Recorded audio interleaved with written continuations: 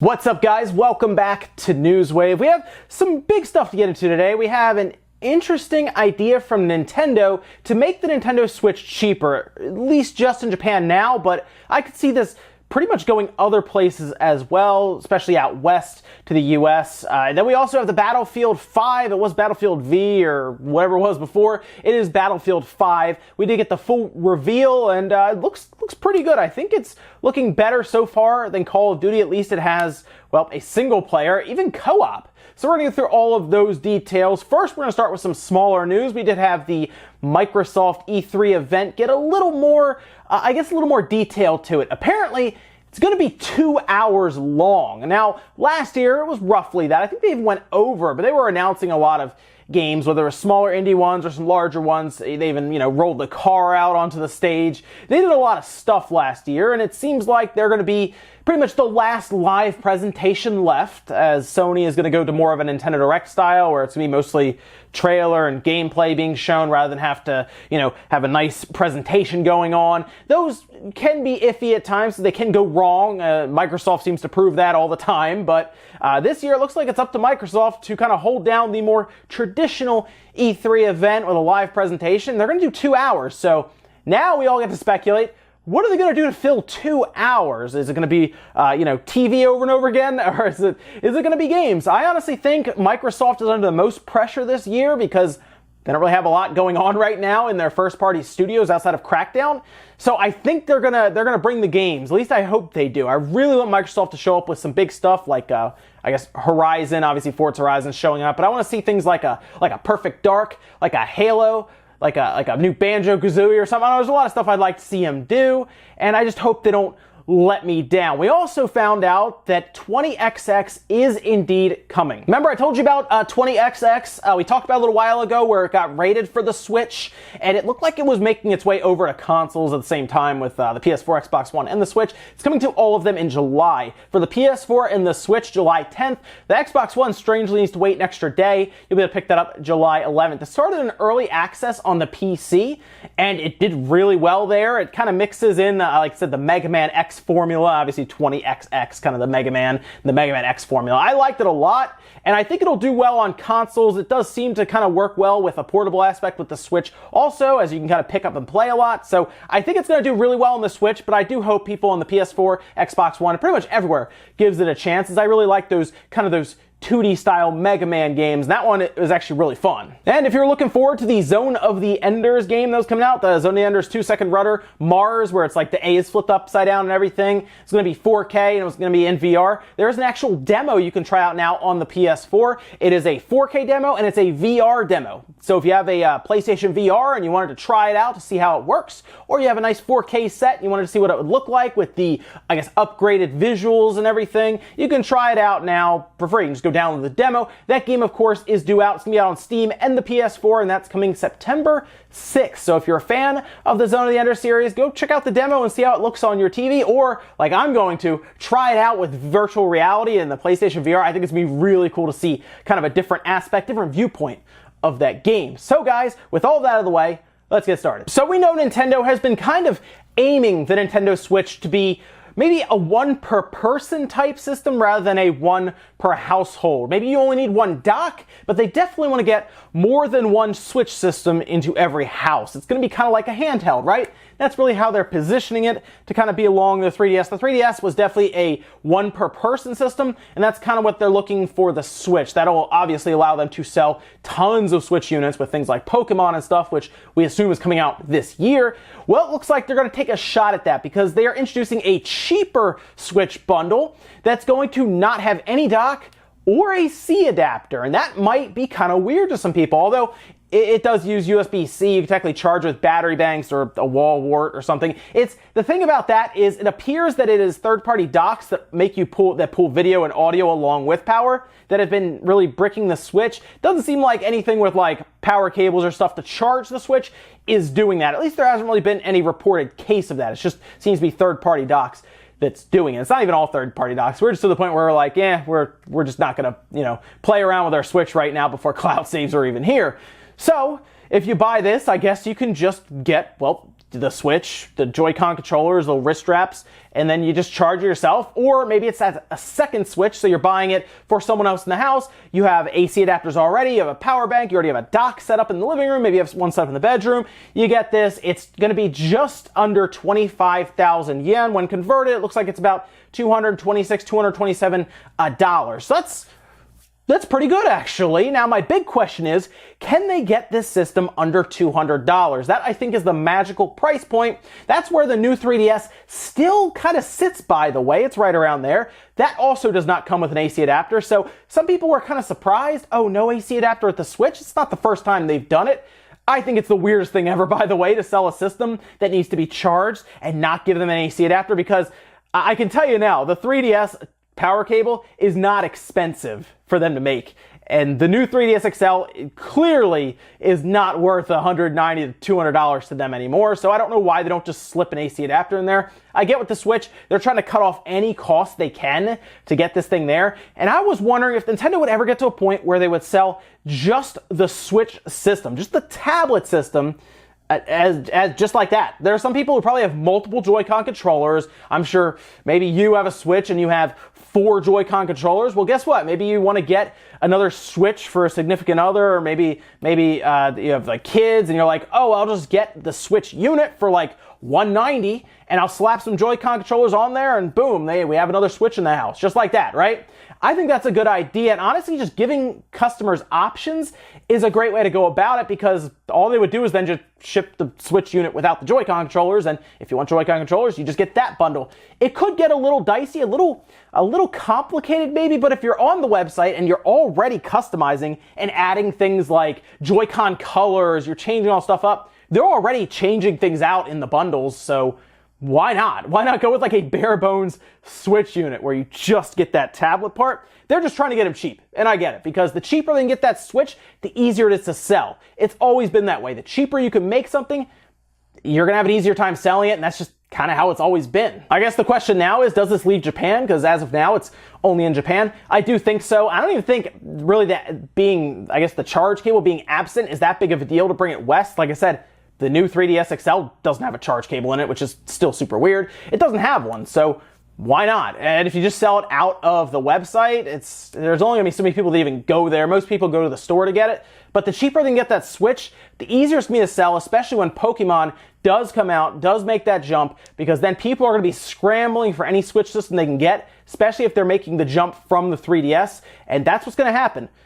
These Pokemon fans are going to go where Pokemon is, and that's the Switch. So they need to have a ton of them ready, and they need to have them as cheap as possible. Next up, we're going to quickly go over the Media Create sales charts. I like to go over these every week, just to keep people up to date on what's happening, the trends with sales and everything in Japan, because they do give us those raw numbers, whereas nowhere else gives us raw numbers. So let's take a quick look at them. It was kind of a slow week. Here we go with the top 10, starting with the Caligula Effect Overdose. That was a PS4 game, 20,399. Tropical Freeze actually fell down to number 2 because the Caligula Effect came out, which that will probably fall even further after this week with the initial debut week. 15,452. That does pull it very close to 130,000 there. Splatoon 2, and then the Power Pro Baseball, which that game is almost at 200,000 units. That's a very popular series over there, it looks like. Mario Kart 8 Deluxe, Kirby Star Allies, Nintendo Labo Toy-Con 1. That's the variety kit. Actually, it's sitting at 166,000. I'm curious to see how many more weeks until that does touch 200,000. That seems pretty good for something brand new like that. Zelda maintains that 8th spot, which Zelda is coming up on 1 million units. I think in the next week or two, it will be there, as it's only off by about 8,200 units or so within margin of error. So that's going to be very interesting when that gets there. Then we also have Mario Odyssey, and then the Vita version of the Power Pro Baseball. Hardware was also kind of a slow week, although the Switch was technically up, whereas most everything was technically down, except for the Xbox One, actually. That actually made a bit of a jump. Nintendo Switch, 33,125. The PS4, that includes the PS4 and the Pro, 16,940. 3DS, which includes all the different 3DS and 2DSs and everything, 6,255. PlayStation Vita, 2,219. I don't know if that Vita's ever actually going to go away. People still buy it all the time. The Xbox One actually up, surprisingly, 32 units up to 200. So yeah, it was kind of a slow week overall. I guess there wasn't a lot of new stuff happening over there. God of War did manage to get over 100,000 units in Japan. That's actually a pretty big accomplishment for that series over there, especially to get there this quickly, whereas the other ones took forever or didn't even get there, to be honest. So that's pretty good. And the Switch is coming up on 1 million units year to date. It's about 49,000 or so off, so it'll be getting there in the next couple weeks, which is good to see that. And it's still about 2.5 million behind the PS4. But like I said, when Pokemon comes out, that gap will probably shrink pretty quickly, and you will probably see the Switch overtake pretty much all systems in Japan for the time being. The 3DS is going to be what's going to take it forever to get to, as that's over 20 million units sold. But if the 3DS has any, I guess, influence or any a way for us to tell how the Switch is going to continue selling with the addition of the cheaper price point, you could see that, I think, pretty easily. Next up, let's talk about Battlefield 5. We kind of talked about it. Was it Battlefield 5? Was it Battlefield V? They had the full reveal, and yes, it is Battlefield 5. It's coming October 19th, so it's going to fit in there with Call of Duty on one side and Red Dead Redemption 2 on the other. They're just going for it in October. October is going to be a pretty packed month with those big AAA games, pretty much sitting in the top third, the middle, and the bottom, basically. So it's going to be pretty interesting to see how everything sells when they're all in the same month like that. Although Red Dead Redemption 2 may spill over into November with something like a Kingdom Hearts, present, maybe a Pokemon present. So we'll see what happens there. But yes, it is coming. They showed a full reveal trailer, and it is World War II. We kind of already knew that. We saw the teaser. We saw some leaked images. We figured it was World War II. They were going from World War I, Battlefield 1, up to World War II, and they had a bunch of stuff to show us. They are going to have a full single-player campaign. It's going to have, they're not going to have auto-regen health per se. They're going to have sections of your health that you lose too far down. It's almost like a checkpoint for your health. Limited ammo, so it's not going to be as easy to continuously have ammo on hand. You have to continuously search for it. The gunplay is going to be very, very skill-based, as we expect, of course, from, well, Battlefield. And overall, I thought it looked pretty good, to be honest. It did look a little out there. The trailer that they showed us, it was definitely very scripted, obviously, right? That's not actually what's probably going to be happening when you're playing, but visually it looked great. Again, I need to see actual gameplay, which we will see at E3, by the way. And then they talked about something that confused a lot of people. No randomized loot box and no season pass.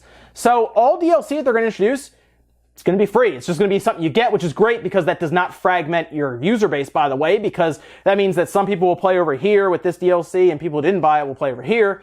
Everyone will be together, which is very important. The question is, what's the catch, right? That's kind of where we are with EA right now, right? What's the catch? How are you going to be giving us this stuff? Kotaku confirmed no randomized loot boxes. So what I have to imagine, and they said it's not pay to win. So that means you're not unlocking stuff, I assume, with actual money when it comes to guns and skills, stuff like that. Is it all cosmetic, and is it all straight up, you just purchase things? Do you buy currency and then you can use that currency to then buy cosmetics? I don't know. But they don't want loot boxes in here, and I can kind of understand because they're fighting that war right now with governments all over the world currently with their loot box issues and gambling.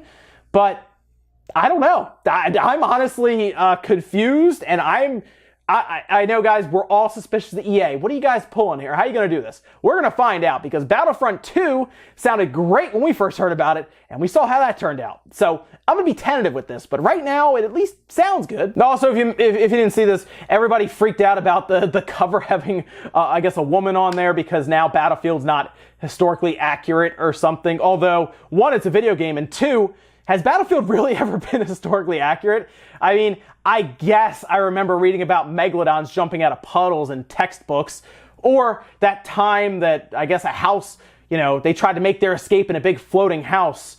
Actually, you know what? I remember seeing a documentary about that, actually. Nope, that was the Pixar movie Up.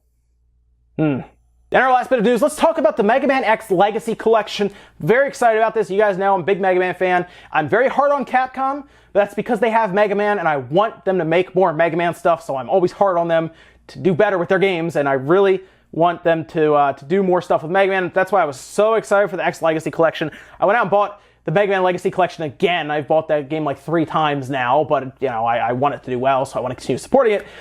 X Collection, great. I really wanted this to happen, and it is. And not only they're putting X7 and X8, something I really wanted, by the way, they are doing a different story challenge mode. And we already talked about the boss rush, where you can fight 2 different bosses at once. But in the most recent Famitsu, they detail a full challenge mode that sounds apparently like it's going to be a whole nother story they're going to incorporate. Maybe not like a complete story, but it's going to be all new to Mega Man X veterans. So check this out. There's a lot of scans here to look at. Apparently there's going to have a full brand new armor that's exclusive for this game type. They don't have much to tell us or if it's canon or not, but the big thing is we're going to get a brand new armor. Don't know what the functionality is going to be. It's going to be kind of based on the Ultimate Armor from what people are saying. So we have to, basically what you do is you go into this, you can choose up to 3 special weapons from 9 available to take into battle, and you cannot change your set until you've cleared an area. And the special weapons are from X1 through X6. There's 27 different stages, and this looks awesome. Online rankings, leaderboards, everything. I am ready for this game. It doesn't come out to the end of July, so I have about 2 months. But I'm ready. This is going to be great. I'm picking it up on the Switch. I'm going to be playing through it. I want to get into X7 and X8. I missed out on them. I stopped after X6 on the PS1. People said I didn't miss out on much.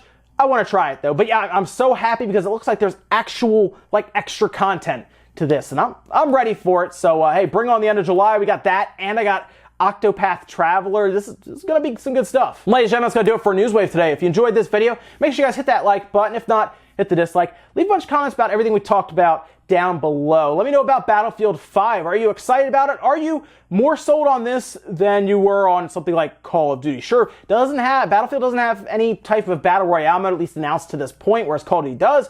But Battlefield's going to not only have single player, but it's going to have a full co-op mode as well. So it looks like they are doubling down on that single player, whereas Call of Duty seemed to just get rid of it completely. Also, let me know what you think about the dockless Switch. Do you think it's a good idea to make it cheaper by taking things away from it? Or do you think they should come up with some kind of solution just to make it cheaper with everything included, and that includes the dock, AC adapter, and everything? Do you think it's weird that there's no AC adapter with it? I thought that's kind of strange. I mean, seriously, get to a point where you just sell the Switch for like $200 or less, just the body Switch, the system, and I think we're onto something there because people are going to buy it who have multiple Joy-Con controllers. Thank you so much for watching, guys, and I'll see you next time.